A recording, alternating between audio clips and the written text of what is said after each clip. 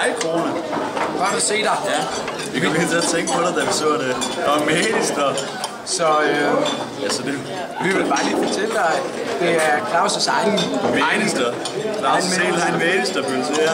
Dem vi sådan havde drømt om at få længe, og så får vi det i dag, og så er det dig, så vi vil bare sige. Så bare sige, ja, kom tilbage. Syng for dig. Hils Fredericia. Hej. Tak skal du have.